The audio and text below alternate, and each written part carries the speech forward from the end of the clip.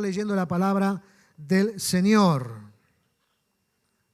San Mateo 11, 25. Cuando lo encuentre, diga amén. Es una buena señal para mí de saber que ya está posicionado en la palabra del Señor. San Mateo 11, 25. ¿Tenemos allí, hermanos? Dice así, hermanos, las Escrituras. 11, 25 dice: en aquel tiempo respondiendo Jesús dijo: te alabo, Padre, Señor del cielo y de la tierra, porque escondiste estas cosas de los sabios y de los entendidos y las revelaste a los niños. Sí, Padre, porque así te agradó. Todas las cosas me fueron entregadas por mi Padre, y nadie conoce al Hijo sino el Padre, ni al Padre conoce a alguno sino el Hijo, y aquel a quien el Hijo lo quiera revelar. Venid a mí todos los que estáis trabajados y cargados, y yo os haré descansar. Llevad mi yugo sobre vosotros y aprended de mí, que soy manso y humilde de corazón. Y hallaréis descanso para vuestras almas, porque mi yugo es fácil y ligera mi carga. Amén. Gloria al Señor. Vamos a orar. Padre Santo, gracias te damos en esta hora, Dios mío. Gracias te damos en este tiempo, Señor eterno, en el nombre de Jesús. Queremos compartir tu palabra, queremos ser edificados en tu palabra, queremos, Dios mío, en el nombre de Jesús, ser fortalecidos en tu palabra.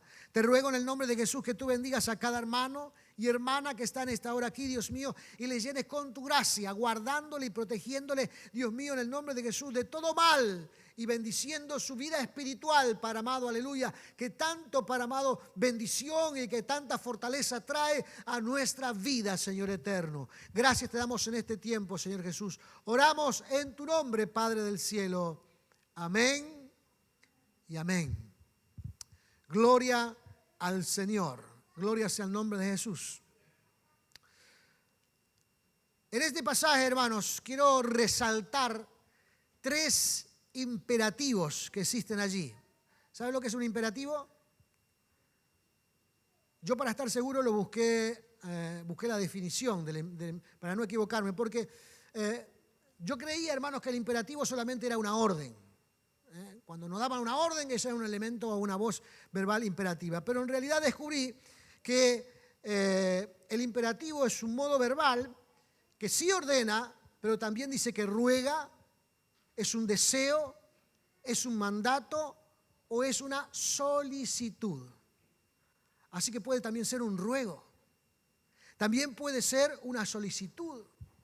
También puede ser un imperativo, un deseo de aquel que lo está transmitiendo. Y aquí hay 3 imperativos, y por eso llamé este sermón, hermanos, los 3 imperativos, porque dice, a partir del versículo 28, dice: venid, llevad y aprended.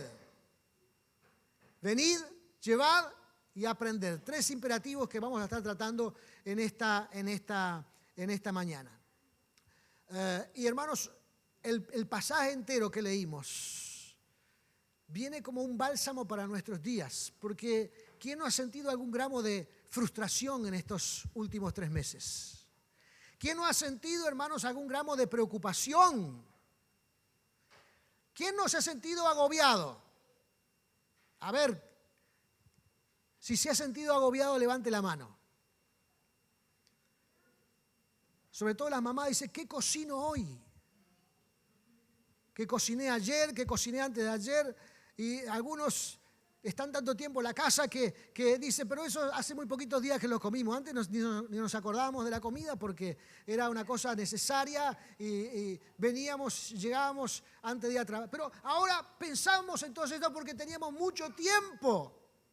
Y la mamá seguramente agobiada tratando de ayudar. Los papás que no en todos los casos, pero en la mayoría de los casos estaban mucho tiempo fuera de la casa, ahora estuvieron todo el tiempo metidos en la casa, y que los niños, y que ayudar a la mamá, y que los quehaceres. Pero qué hablar, hermanos, ahora cuando comienza a reactivarse toda la cuestión y comienza a rodear nuestra cabeza, hermanos, la incertidumbre del reingreso a las labores. Algunos nunca pararon. Otros Sí pararon y lo mandaron al seguro. Y ahora, ¿me tomarán de vuelta? ¿No me tomarán de vuelta? Y algunos quizás están pasando por la experiencia del despido. ¿Y cómo voy a pagar las cuentas? ¿Y cómo voy a llegar a esto? ¿Y cómo voy a llegar a la otra? ¿Y cómo voy a emprender las cosas de aquí en más? Y seguramente todas estas cuestiones, hermanos, generaron cierto grado de presión sobre la vida. Nos ha agobiado, este parate nos ha agobiado y nos ha ejercido un grado muy alto de presión, aparte de lo que llevaba o lo que conllevaba la pandemia y todas estas cosas. Por eso este pasaje, hermanos, es un pasaje maravilloso con estos tres imperativos. En primer lugar dice, venid a mí, dice el Señor. Amén. Pero no con esa voz de orden que algunos a veces solemos decir, vení, que te voy a decir alguna cosa, sino el Señor dice, vení que te voy a ayudar. Vení que te voy a dar una nueva oportunidad, digamos, para descomprimir tu vida. Acércate, experimenta esta bendición que quiero darte, experimenta esta forma de descanso que quizás ni siquiera te imaginabas. Este es el momento, quizás Dios está diciendo, venid a mí para que experimentes fe en tu corazón, para que veas que la fe es real, que no es una pequeña frase que aparece en las Escrituras, sino que la fe es algo real y tú en tu circunstancia hoy día puedes ponerla en práctica. Experimentar la esperanza, el saber que nosotros no sabemos qué va a pasar más adelante, no sabemos cómo vamos a salir de esta situación o cómo vamos a habernos liberado de este problema, pero dejar que Dios nos encamine y podamos tener esperanza en el futuro, en que Dios tiene todas las cosas bajo su control. Este es un buen momento, hermanos, para aceptar el llamado de Dios que nos dice, venid, experimentarás un nuevo descanso.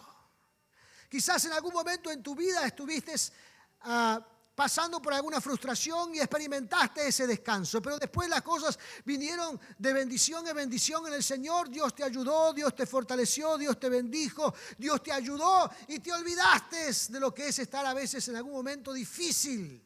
Y el Señor dice, venid otra vez, venid y hallaréis descanso. Experimentarás el descanso verdadero. Amén. Entonces es un llamado no solamente como una solicitud, sino también va de la mano con el deseo de que Dios quiere ayudarnos en estas circunstancias. Por eso el Señor está cerca nuestro, es para que nosotros podamos sentir su apoyo en estas circunstancias. Por eso es que Dios es el Dios al que amamos y adoramos, porque Él está dispuesto a ayudarnos en estas circunstancias. Este es un llamado que Dios nos hace a todos nosotros. Amén, para que experimentemos el verdadero descanso. Algunos tenían, y estábamos conversando con algunos, tenían antes de la pandemia, inmediatamente antes, tenían algunas cosas, algunos proyectos, algunas cosas que iban a realizar y todo se congeló de repente. Y todo se tuvo que parar de repente. Y hoy estamos retomando las cosas, pero retomando las cosas con una cantidad enorme de cuidados y de cosas que nos brinden cierto grado de seguridad en nuestra vida. Por eso el Señor dice que quiere ofrecernos su descanso. Número 2, dice, llevad mi yugo. Llevad mi yugo. Para el judío de la época, porque para nosotros llevar el yugo, lo pensaríamos que es aprender a llevar una carga, ¿verdad? O aprender, ¿saben lo que es el yugo o no? ¿Cuántos han visto alguna vez un yugo? La gran mayoría no tiene la más pálida idea de lo que es un yugo. El yugo era un aparato de madera que se colocaba en los hombros, digamos, del buey o del caballo, y luego con 2 cadenas se unía a una carreta o alguna cosa para arrastrarla. Entonces el yugo a veces era para una sola o para 2 animales y se colocaba allí. Era una cosa de madera que unía a los dos animales para arrastrar algo. Y a veces cuando nosotros pensamos en yugo, pensamos en el peso. Pensamos en arrastrar algo. Decimos, si en el Evangelio hay cargas pesadas. Yo recuerdo que por allá recordaba a un muchacho que decía, el cristianismo es muy difícil, tenemos muchas obligaciones. Esa es una idea extraña del ser humano, ¿no? Es una idea que pensamos en la carga, pero no pensamos en la cantidad de cosas que Dios nos libra, en las cuales Dios nos protege, en las cuales Dios nos bendice. No pensamos en nada, pensamos en las cosas en que Dios prohíbe. Pero en este caso, cuando el judío está hablando de ponerse el yugo, significa ir a la escuela para aprender del maestro. En otras palabras, significaba de que alguien se sometía a la autoridad del maestro. Entonces, ponerse el yugo significaba que me someto a la autoridad del maestro para que él me enseñe. Es totalmente opuesto a lo que nosotros conocíamos, por lo menos diferente a lo que nosotros conocíamos de ponerse el yugo. Entonces, ponerse el yugo significa ir a la escuela de Dios y someternos a las enseñanzas de Dios. Entonces nos damos cuenta que hay muchos ejemplos en las Escrituras que hablan de someterse a la escuela de Dios. Por ejemplo, cuando Moisés cometió aquel asesinato en Egipto, mató a otro ciudadano, a otro compañero de él, lo mató porque estaba golpeando a alguien, al egipcio. Entonces dice que se escapa y se va al desierto. Y estuvo 40 años en el desierto, haciendo que aprendiendo lo que Dios estaba enseñándole.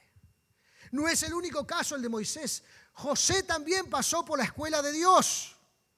Y siendo un hombre inocente pasó por la esclavitud y pasó también por la cárcel. Y tuvo que aprender. A eso le llamo la escuela de Dios, aprender las cosas que Dios quiere enseñarnos para que nuestro carácter esté preparado para hacer la obra de Dios en esta tierra o para experimentar la gloria de Dios en esta tierra. No fueron los únicos. Pablo, cuando se convierte al Señor, cuando se llamaba Saulo de Tarso, ¿recuerda? Inmediatamente dice que se convirtió, empezó a predicar y a predicar y a predicar y la gente le tenía miedo. Porque era alguien que tenía poder para someter en la cárcel a todos los cristianos. Entonces los cristianos cuando lo escuchaban predicar decían, este no es el perseguidor de la iglesia. Entonces algunos amigos de él se reunieron y lo mandaron que se fuera de vuelta para su tierra natal, en Tarso. Y tuvo que estar allá un buen periodo de tiempo hasta que le fueron a buscar nuevamente y lo llevaron a Antioquía para que se incluyera en la iglesia de Antioquía. Tuvo que aprender en la escuela de Dios. Hermanos, el aprendizaje en la escuela de Dios es importantísimo. Aprender lo que Dios quiere enseñarnos. Hay muchas cosas, hermanos, que nosotros debemos ser instruidos. Por eso la lectura de la palabra de Dios, el estudio bíblico. Por eso, hermanos, la Biblia tiene que ser nuestra más fiel compañera, porque allí descubrimos el carácter de Dios, carácter que quiere que se replique el Señor en cada una de nuestras vidas para que podamos sacar el mejor provecho de ellas. Entonces, cuando hablamos o cuando habla aquí, llevad mi yugo, está diciéndole que nos pongamos bajo su autoridad y aprendamos del Señor. Aprendamos del Cristo de la gloria. Amén. Y podemos observar las Escrituras. ¿Cuál fue el comportamiento de Cristo a lo largo de su estadía aquí en esta tierra? Y cada una de esas cualidades que estaban acentuadas en la vida del Señor Jesús son cualidades muy importantes que nosotros mismos debemos, hermanos, aprender a utilizar para que la gloria de Dios resplandezca más sobre nuestra vida. Hay que ir a la escuela de Dios, hermanos. Hay que ir a la escuela del Señor. Eso no se aprende en ningún otro lugar. Por eso dice unos versículos antes que estas cosas, dice, fueron escondidas de los sabios y de los entendidos. Porque los fariseos del momento, los religiosos del momento, los escribas del momento, los que creían que tenían capacidades para enseñar a otros, porque eran gente que había estado en contacto con la Biblia y le habían entrado a enseñar. Se habían apartado de la verdad fundamental de las Sagradas Escrituras. Y ellos, creyéndose sabios, en realidad Dios les dice, ellos no son sabios. Yo he apartado la verdadera inteligencia de ellos. Por eso también en nuestros días existe en algunas universidades la carrera de teología. Pero esa carrera de teología muchas veces ni siquiera te acerca a Dios. Ni siquiera te hace experimentar la conversión, ni siquiera te hace experimentar el poder de Dios en tu vida. Es una carrera donde solamente estimula el conocimiento, pero no el acercamiento personal con el Dios de los cielos. Por eso hay teólogos ateos, hay teólogos que no creen en Dios, hay teólogos que no saben nada acerca de lo espiritual, porque simplemente han acuñado en su vida esas enseñanzas que parten de la cabeza del ser humano, porque teología es el esfuerzo del ser humano de conocer a Dios. Pero cuando observamos la Escritura, hermanos, cuando observamos la palabra de Dios, nos damos cuenta que no necesitamos nosotros esforzarnos para conocer a Dios, porque Dios mismo se ha revelado a nuestras vidas. Esta palabra que tenemos aquí es la revelación de Dios al ser humano. Entonces lo que tenemos que hacer es aprender de las Sagradas Escrituras, meternos en la escuela de Dios. Amén. Vivir estas experiencias que Dios nos hace y que quiere que nosotros cultivemos en nuestra vida. Así que el tercer imperativo es aprender. Y dice concretamente el versículo 29 en su segunda parte: aprended de mí que soy manso y humilde de corazón, y hallaréis descanso para vuestras almas, porque mi yugo es fácil y ligera mi carga. Jesús, hermanos, está diciendo que debemos aprender de Él. Amén. Él es nuestro maestro, pero no nos ha enseñado, hermanos, una vida teórica, nos ha enseñado una vida práctica. Y cómo actuar en las distintas circunstancias de la vida. Y lo ha hecho a través de la práctica. Y por eso Él está diciendo: aprended de mí que soy manso y humilde. Dos cualidades importantes en la vida de cualquier ser humano. El ser manso, hermano, no significa ser tonto. Algunos creen que ese que es tranquilo es medio tontuelo, ¿no? No, este es tranquilo, este es medio... No lo asusta nada, está siempre allí. Pareciera que no conociera el peligro, porque siempre está ahí, quietito, como que no. Pero sin en cambio, cuando vemos aquí la palabra del Señor, hermanos, nos dice aquí la Escritura que la mansedumbre es una cualidad importante que debemos aprender en nuestra vida. Y vaya que en estos 3 meses de pandemia, alguno se dio cuenta que tenía ausencia de mansedumbre. ¿Cuántos sintieron que tenían? No vamos a preguntar eso, por la duda. No vamos a preguntar eso, ¿no? Pero se dieron cuenta, ¿pero qué pasa? Exploto por cualquier cosa.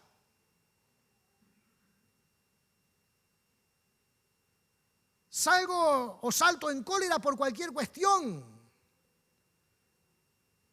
Una cosa fuera de lugar, una palabra dicha en un momento inadecuado, alguna cosa, ya exploto. Y nos dimos cuenta que hay algo que debemos cultivar en nuestra vida, que es la tranquilidad, la mansedumbre. Esa templanza que debe estar en nuestra vida para encontrar ese equilibrio, para transitar por las turbulentas aguas de la vida. Porque hay momentos en que estamos allá arriba, pero hay momentos en que estamos allá abajo. Hay momentos que la gente dice que bueno, qué seguridad que tengo, porque tengo un buen trabajo, estoy seguro, los hijos están bien, están creciendo, están estudiando, y de repente nos golpea alguna situación como la que nos golpeó y nos damos cuenta que todo nuestro mundo se tambaleó. Y que la seguridad no puede estar puesta aquí en lo que vivimos o tenemos en la vida, sino que debemos fundamentar nuestro equilibrio emocional en cosas mucho más estables y duraderas. Y cuando pensamos en esto tenemos que pensar en las virtudes que el Señor quiere enseñarnos. Amén. La mansedumbre entonces cobra una importancia muy grande en la vida. Amén. La mansedumbre sabe esperar. La mansedumbre sabe leer las circunstancias. La mansedumbre tiene ese equilibrio emocional donde es capaz de controlar los momentos más difíciles de nuestras vidas. Entonces es importante cultivar esto. Pero la humildad de corazón también es importante. Amén. La humildad. La humildad es algo que debemos trabajar en nuestra vida. Pablo, hermano, solía decir, estoy contento cuando tengo mucho o cuando no tengo nada. Sé tener abundancia y sé momentos de no tener absolutamente nada. Y aunque era un hombre que venía de buena familia, acomodado, sabía estar en los momentos más humildes con otras personas. Jesús, hermanos, dejó claro eso también. Dejó claro que aunque Él era el Hijo de Dios, aunque Él era el Rey de Reyes y Señor de Señores, no estimó, dice, dejar esto como algo extremadamente valioso que nunca más iba a alcanzar, sino que lo dejó a un lado y vino y se hizo siervo. Y una y otra vez Jesús dice en la Escritura que Él vino para servir y no ser servido. Amén. Y nosotros, hermanos, es algo que debemos también tener en cuenta en nuestra vida. El servicio es aquella gracia de Dios que se nos otorga como oportunidad para hacer la obra del Señor, para hacer la obra de Dios. El servicio, hermanos, es ese momento glorioso donde podemos sentirnos útiles en el medio donde vivimos. Porque todas las demás cosas, hermanos, están rayando en la vanidad del ser humano, en lo que podemos alardear por poseer o tener, pero que no sabemos que nada de eso es duradero. Lo realmente duradero es aquella relación que cultivamos con nuestros hermanos, amigos, familiares y con el Señor, porque eso lo llevaremos a la eternidad. Entonces la humildad es una cuestión importante, es una cualidad importante a cultivar en nuestra vida. Es algo necesario a cultivar en nuestra vida. Entonces, cuando nosotros estamos sometiéndonos a la autoridad de Cristo, el Señor nos está diciendo que, bueno, si ya que queremos estar bajo la autoridad del Señor y queremos ir a la escuela de Cristo y queremos ir a la escuela del Dios Todopoderoso, tenemos que aprender y dejarnos enseñar en base a lo que Dios cree que es importante. Amén. Porque debemos convenir, hermanos, que Dios sabe lo que es importante, ¿cierto? Dios sabe lo que realmente es importante para nuestra vida, lo que realmente es importante para nuestro ser, lo que realmente es importante para la humanidad. Si hay alguien que sabe esto, es el Señor. Y como nos sometemos bajo su poderosa mano, su poderosa autoridad, su capacidad para enseñar, entonces debemos reconocer que lo que Dios dice que debemos cultivar en nuestra vida debe ser lo realmente importante. Amén. Este pasaje concluye, hermanos, con la frase diciendo, porque mi yugo es fácil y ligera mi carga. Es decir, lo que Dios tiene para enseñarnos no sobrecarga nuestra vida. Lo que Dios tiene para enseñarnos no produce una carga extra, al contrario, el objetivo de esta enseñanza, el objetivo de estas cosas que el Señor quiere enseñarnos es para proveer descanso para nuestras almas, que es lo que dice el versículo anterior, que es lo que dice el versículo 28, al final dice, y yo os haré descansar. El objetivo entonces no es producir un peso extra, es aligerar el peso que ya tenemos. El propósito de Dios al pensar en enseñarnos estas verdades es aligerar la carga que aparentemente está sobre nuestros hombros y que en algún momento produjo cierto grado de agobio en nosotros y cierto grado de incertidumbre, y produjo en nuestra vida la inseguridad propia de estar aquí en esta tierra sin saber qué hacer y para dónde voy, para dónde arranco y cómo voy a lograr esto o lo otro. Y el Señor dice: tranquilo, sométete en esta escuela y experimenta el verdadero descanso. El deseo no es sobrecargarte más. El deseo es liberarte de la carga. El deseo no es producir más incertidumbre. El deseo es darte seguridad con respecto a la vida. El deseo o el propósito de Dios no es generar en ti cierto grado de incertidumbre, sino darte esperanza en lo que va a venir, para que entendamos y sepamos que Dios tiene todas las cosas bajo control. Amén. Así que estos 3 imperativos que aparecen aquí, hermanos, no son de carácter solamente de ordenar, de exigir. Es el deseo de Dios para bendecirte. Amén. Es la solicitud de Dios para ayudarte. En medio de esta pandemia que vivimos, Dios quiere poner bálsamo en tu vida. Ese ungüento maravilloso que te da confort.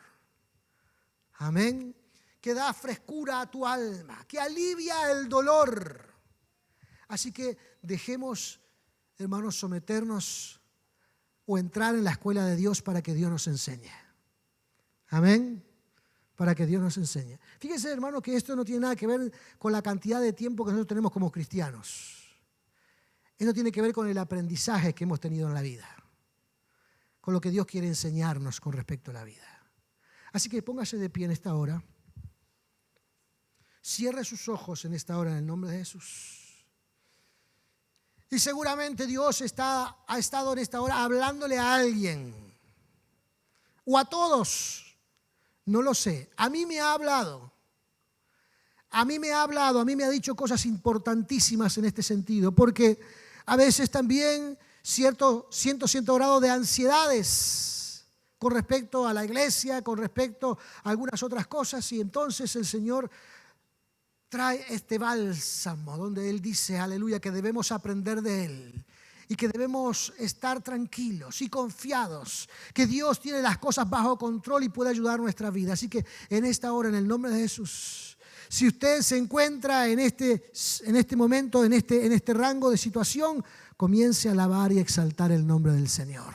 Por un momento, aleluya, por un momento en esta hora en el nombre de Jesús. Abra su boca y dele gracias al Señor para que Dios le bendiga en esta hora en el nombre de Cristo. Dígale que quiere entrar en este aula que Él está hablando. Quiere entrar, aleluya, en el nombre de Jesús a esta escuela a la que Él está hablando.